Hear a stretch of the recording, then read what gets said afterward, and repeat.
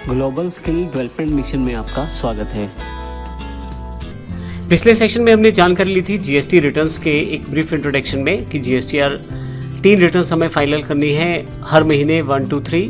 पहली सेल्स से रिलेटेड है, दूसरी ऑटो पॉपुलेटेड है। अपने आप सारी इन्फॉर्मेशन परचेज के रूप में आ जाएगी। परचेज के सभी इनवॉइसेस हमें दिखाई देना शुरू हो जाएंगे जीएसटीआर 2 में। 3 जो है उसमें इनपुट टैक्स क्रेडिट से रिलेटेड इन्फॉर्मेशन हमारे पास दिखाई देना शुरू हो जाएगा। फाइनली जीएसटीआर 9 है, वो लास्ट में हमें एक बार भरनी है पूरे साल भर में। और हमने ये देखा था लास्ट टाइम कि अगर जीएसटीआर रिटर्न्स में सब कुछ ठीक है, हमने जुलाई की जो रिटर्न है वो जीएसटीआर 1 अगस्त में 10 अगस्त तक फिल करनी है। जीएसटीआर 2A 11 अगस्त तक हमारे अकाउंट में शो होनी शुरू हो जाएगी, जिसमें सभी परचेज से रिलेटेड इन्फॉर्मेशन रहेगी। और जीएसटीआर 3 जो है 20 अगस्त तक हमें सबमिट करनी है, जिसमें हमें जो टैक्स पे था, जो टैक्स हमने रिसीव किया था सेल्स करते समय और जो टैक्स हमने पे किया था परचेज करते समय, उन दोनों को एडजस्ट करके अगर टैक्स पेएबल रहता है तो जीएसटीआर 3 में हमें वो पे करना है। लेकिन अगर ऐसा केस हो जिसमें कोई इन्फॉर्मेशन आपकी मैच नहीं कर रही है, तो ऐसे केस में क्या किया जाएगा, तो आइए देखते हैं इसको एग्जाम्पल के साथ। हमारे पास यहाँ मान लीजिए मैंने जीएसटीआर 1 10 तारीख को भर दी। अब ये 10 अगस्त को हमने भरी है, जुलाई की रिटर्न है, सेल्स मैंने अपलोड कर दी है। जीएसटीआर 1 में सभी जो जीएसटीआर रजिस्टर्ड यूजर्स हैं वो अपनी डिटेल्स को फाइल कर देंगे रिटर्न के रूप में जीएसटीआर 1 में 10 अगस्त तक। अब ये एग्जांपल के लिए 10 अगस्त है, जुलाई की रिटर्न है तो अगस्त में भर रहे हैं हम। अब जीएसटीआर 2A मेरे पास 11 अगस्त तक अवेलेबल हो जाएगी और मुझे अगर ये लगता है कि कुछ मिस है तो इस केस में मैं वेट नहीं करूँगा और 11 से 15 अगस्त में जीएसटीआर 2A में आई हुई इन्फॉर्मेशन को एनालाइज करूंगा, अपने डीलर से बात करूंगा और देखूंगा क्या मिस है।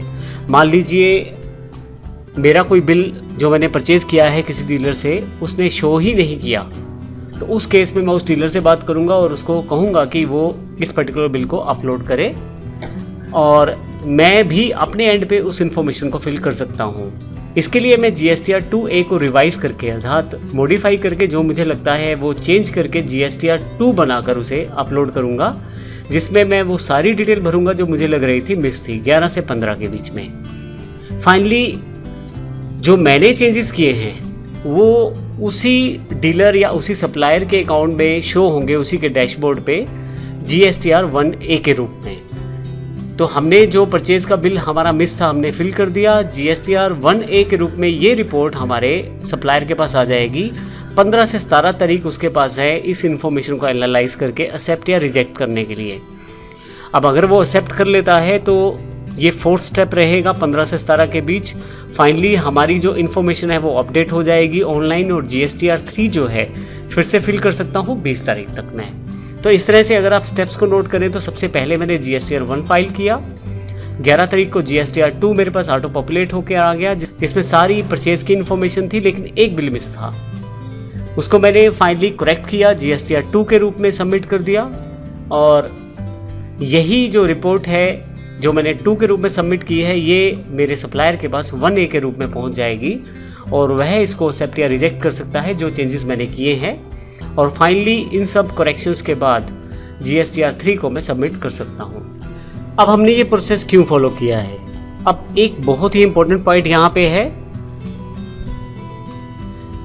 वो ये है कि अगर मान लीजिए जिस सप्लायर से हमने परचेज किया है वो अपने बिल को वहाँ शो नहीं करता, इसका अर्थ ये होगा कि उसने जो टैक्स कलेक्ट किया है हमसे उसको सबमिट नहीं किया।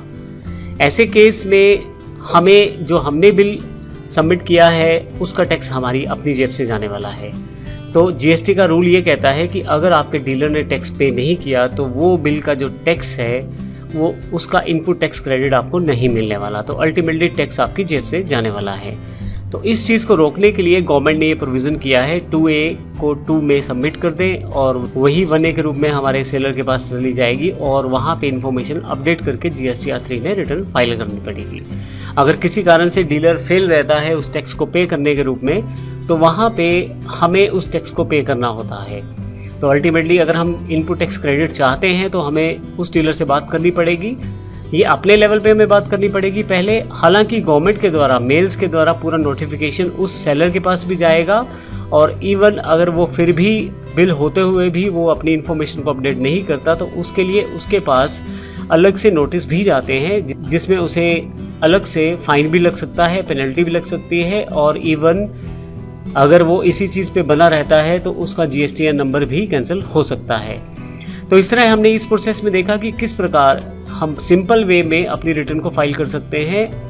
दोनों केसेस में समझा हमने। पहला केस जिसमें सब कुछ सामान्य रहता है 1, 2, 3, जिसमें हम 1, 2 और 5th स्टेप के साथ सीधा अपनी रिटर्न को फिल कर सकते हैं। GSTR 1 फिल किया हमने, GSTR 2 ऑटोमेटिकली पॉपुलेट हुआ, सब कुछ ठीक ठाक था, 5th में हमने उसे फिल कर दिया। और दूसरा केस हमने देखा जिसमें 1st, 2nd, 3rd, 4th और 5th स्टेप को हमने फॉलो किया। GSTR 2 में कुछ इश्यूज थे, हमने फाइनलाइज उसको ठीक किया 3rd में, और 4th में हमने उसे 1A के रूप में वही रिफ्लेक्ट हुए हमारे सेलर के पास। 5th में हमने फाइनली रिटर्न को फाइल किया। तो इस तरह से ये बेसिक स्टेप्स हैं। नेक्स्ट सेशन में हम एक एग्जांपल को भी फॉलो करेंगे जिसमें देखेंगे कि एक्चुअली प्रैक्टिकली ये काम किस प्रकार से होता है। धन्यवाद।